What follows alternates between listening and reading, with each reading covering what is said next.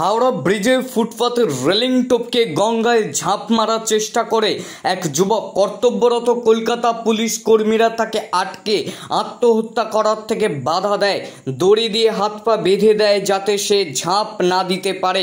হাওড়া ব্রিজের ৬ নম্বর পিলারের কাছে ঘটনাটি ঘটে। মানসিক ভারসাম্যহীন বলে প্রাথমিকভাবে অনুমান করছে পুলিশ।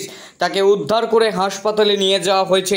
পরিচয় জানার চেষ্টা করা হচ্ছে পুলিশের তরফ থেকে।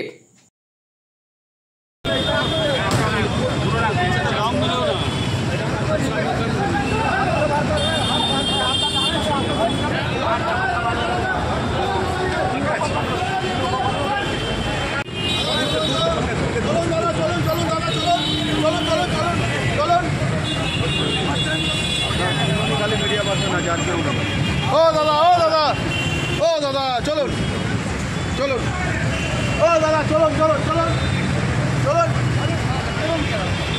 ও দাদা চলে আসুন চলুন, এখানে দাঁড়িয়ে লাভ নেই, ওদিকে চলুন।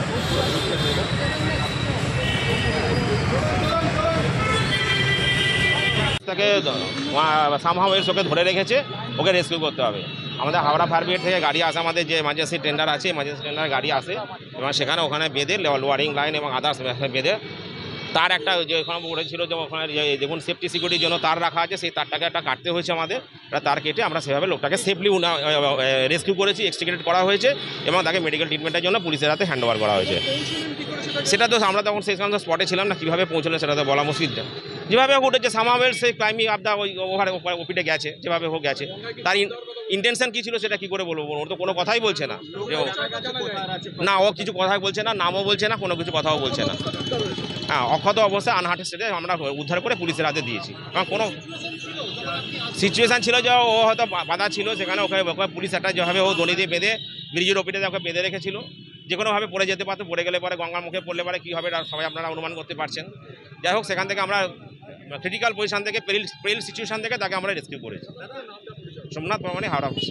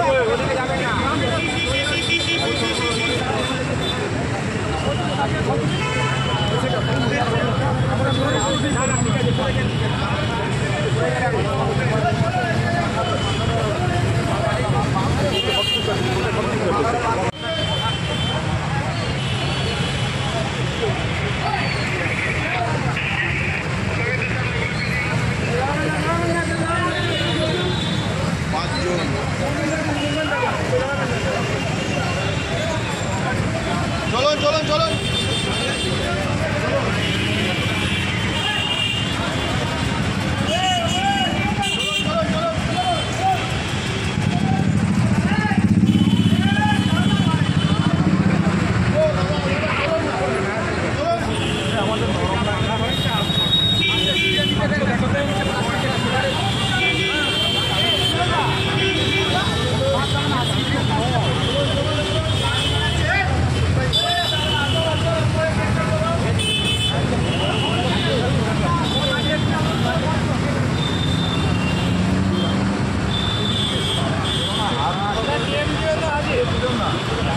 ঠিক আছে, আমি ভাবছি দিয়ে বেরিয়ে যাবো।